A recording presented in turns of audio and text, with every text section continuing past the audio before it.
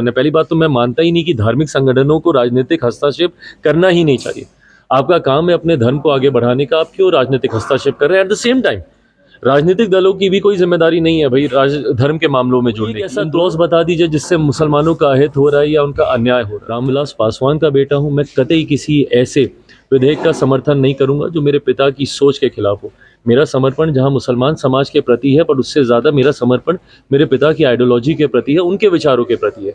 मैं कतई उनके विचारों के साथ कोई समझौता नहीं करूंगा और कभी ऐसे किसी विधेयक का मैं समर्थन नहीं करूंगा जो उनके विचारों के साथ असहमति रखते हैं। मैं ये मानता हूं कि ये पूरी तरीके से प्रो पुअर मुसलमान है। इतना कहूँगा कि एक लंबी विस्तृत चर्चा हुई है वफ्त को लेकर। जो संशोधन किए गए हैं इस विधेयक में, वो संशोधन मैं ईमानदारी से मानता हूं क्योंकि मैंने उस पूरे बिल को पढ़ा है। जेपीसी में मेरे पार्टी के सदस्य वहाँ पे मौजूद थे। मैं कतई इस बात से इनकार नहीं करूँगा कि शुरू में हम लोग के कंसर्न्स नहीं थे, बिल्कुल हम लोग के कंसर्न्स थे। हम लोगों ने कई सुझाव जेपीसी में दिए। खुशी मुझे उस बात की है कि उन तमाम सुझावों को सम्मिलित किया गया, उन तमाम सुझावों को अपनाया गया। फाइनल ड्राफ्ट जो पार्लियामेंट में आया, जिसको लेकर हम लोगों ने चर्चा की, मैं ये मानता हूँ कि ये पूरी तरीके से प्रो पुअर मुसलमान है। आज की तारीख में जिस तरीके से इसमें प्रावधान थे, एक आधिपत्य बन गया था, कुछ मुट्ठी भर लोग ही इस पूरी व्यवस्था को कंट्रोल कर रहे थे। आज की तारीख में मौजूदा संशोधनों से इसमें एक ट्रांसपेरेंसी आई है, एक पारदर्शिता इसमें आई है और ये पारदर्शिता इस व्यवस्था को ज़्यादा विस्तृत बनाएगी। ये पारदर्शिता इसमें उन गरीब मुसलमानों को न्याय दिलाने का कार्य करेगी जिनको अभी तक संभवतः न्याय नहीं मिला। उदाहरण के तौर पर आज कई ऐसी पार्टियां हैं, कई ऐसे नेता हैं जो न्यायालय जा रहे हैं इसके खिलाफ, इस बिल के पारित होने के खिलाफ। जाइए, आपका हक बनता है, पर यही हक आपने कई उन और लोगों को नहीं दिया जिनकी ज़मीन विवाद में है। इससे पहले इसमें प्रावधान थे कि अगर कोई विवाद होगा तो आप न्यायालय तक नहीं जा पाएंगे। भाई, न्यायालय जाने का हक, अधिकार हर किसी को होना चाहिए। यही तो संशोधन हम लोगों ने इसमें किए हैं। कल को अगर आपकी ज़मीन विवाद में जाती है तो भाई उसका विवाद सुलझाने वाला अधिकारी कौन होगा?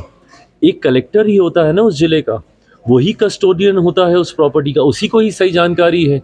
ये प्रावधान हम लोगों ने इसमें जोड़े हैं। पर हाँ, विपक्ष जिस तरीके से भ्रम फैलाता है कि भाई ये मुसलमान विरोधी है, मुसलमानों की ज़मीन छीनने के लिए है, आप इनकी पूरी डिबेट देख लीजिए।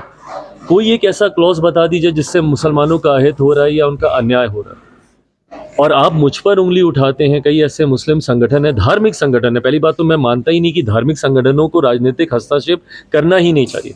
आपका काम है अपने धर्म को आगे बढ़ाने का, आप क्यों राजनीतिक हस्तक्षेप कर रहे हैं? एट द सेम टाइम राजनीतिक दलों की भी कोई जिम्मेदारी नहीं है भाई धर्म के मामलों में जुड़ने की। इन दोनों को एक दूसरे से दूर रहना चाहिए।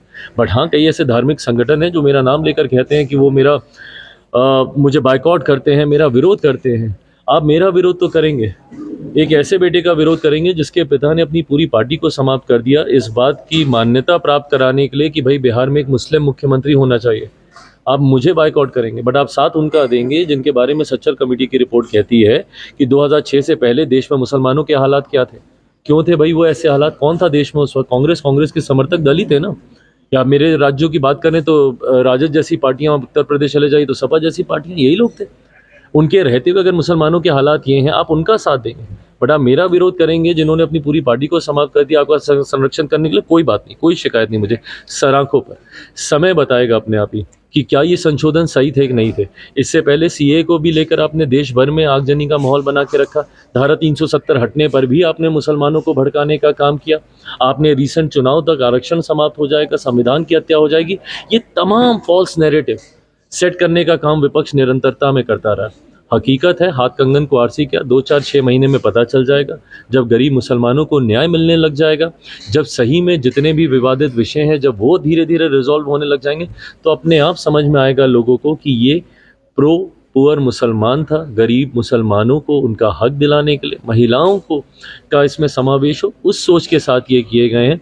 रामविलास पासवान का बेटा हूँ मैं, कतई किसी ऐसे विधेयक का समर्थन नहीं करूँगा जो मेरे पिता की सोच के खिलाफ हो। मेरा समर्पण जहां मुसलमान समाज के प्रति है, पर उससे ज़्यादा मेरा समर्पण मेरे पिता की आइडियोलॉजी के प्रति है, उनके विचारों के प्रति है। मैं कतई उनके विचारों के साथ कोई समझौता नहीं करूंगा और कभी ऐसे किसी विधेयक का मैं समर्थन नहीं करूंगा जो उनके विचारों के साथ असहमति रखते हों। मैंने समर्थन किया है इस सोच के साथ कि एक बड़े वर्ग मुसलमान जिनकी अनदेखी हो रही थी उनका समावेश इसमें होगा।